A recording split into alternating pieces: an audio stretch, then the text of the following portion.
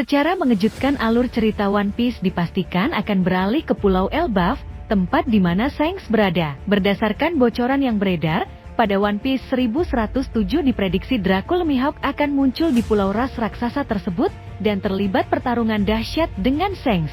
Ternyata sang pendekar pedang terkuat tersebut sangat penasaran dengan teknik Kamusari milik Shanks yang menumbangkan Eustass Kid dalam sekali serang. Sebelumnya, Shanks mengeluarkan Kamusari yang langsung membuat Eustass Kid sekarat. Kabar tersebut ternyata langsung menggemparkan semesta One Piece. Tak terkecuali dengan Mihawk, Dara seorang pendekar pedang mendidih ketika mengetahui ada jurus yang begitu mematikan dimiliki oleh orang lain. Apalagi Mihawk tahu betul bahwa jurus tersebut adalah milik Goldie Roger sang Raja Bajak Laut. Mihawk sendiri sekarang jadi bagian dari kelompok Cross Guild yang menjadi ancaman besar bagi pihak Angkatan Laut. Di semesta One Piece, sosok Dracul Mihawk sering dikaitkan sebagai rival dari Shanks si rambut merah. Dalam beberapa opini, penggemar Dracul Mihawk dianggap mampu mengalahkan Shanks sebagai bajak laut terkuat, karena Mihawk bisa melakukan semuanya sendirian tanpa kru. Karakter Dracul Mihawk juga dimunculkan pada awal-awal cerita One Piece. Hal ini merupakan sesuatu yang unik karena jarang sosok karakter sekuat Mihawk muncul di awal cerita. Sosok Mihawk diketahui muncul pertama kali dalam arc Baratie. Mihawk sendiri adalah sosok yang sangat ingin dikalahkan oleh Roronoa Zoro. Informasi tentang Mihawk kemudian muncul lagi di mana dia ternyata merupakan rival abadi dari Shanks si rambut merah. Shanks diketahui selalu menerima tantangan bertarung dari Mihawk. Pertarungan mereka diakui oleh Shirohige yang sanggup menggetarkan seluruh Grand Line. Sayangnya sampai sejauh ini tidak diketahui apa yang kemudian membuat Mihawk selalu menantang Shanks untuk bertarung.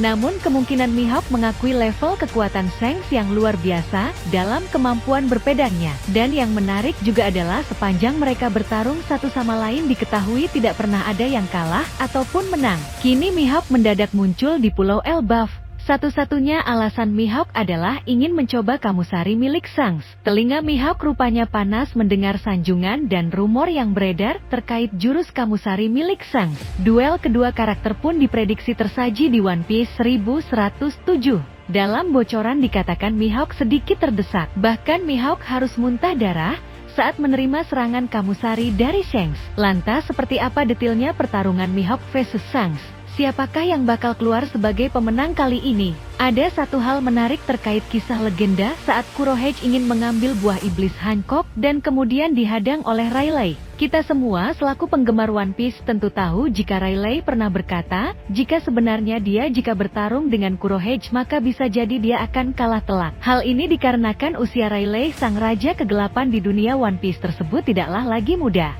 Bahkan sang kapten yakni Roger telah tewas puluhan tahun yang lalu, namun Rayleigh masih mengembara di dunia One Piece. Sementara Kurohige sekarang berada di masa jayanya, dia memiliki kru bajak laut yang kuat dan juga berpengaruh. Selain itu, Kurohige juga merupakan salah satu Yonko bajak laut di dunia One Piece yang tentu saja tidak diragukan kekuatannya. Bahkan Kurohige memiliki dua kekuatan buah iblis yang overpower di One Piece, yakni Yami Yami no Mi dan Gura Gura no Mi. Lalu kira-kira apa yang membuat Kurohige masih enggan melawan seorang Rayleigh yang kekuatannya sudah menurun? Dan kira-kira kenapa Rayleigh memilih untuk maju mengancam Kurohige saat dia tahu jika dia akan kalah? Jawabannya adalah Rayleigh tahu persis kelemahan terbesar dari Kurohige yang hanya bisa dimengerti oleh orang seumurannya. Rayleigh tahu, meskipun Kurohige memiliki kekuatan yang amatlah besar di One Piece, namun mentalnya masih renta. Karakter Kurohige ini belum memiliki mental yang kuat, sehingga hanya dengan pamor Rayleigh di masa lalu bisa membuatnya mundur. Kurohige masih belum siap untuk melawan karakter yang terkenal kuat di One Piece seperti Rayleigh, Shanks, dan Akainu.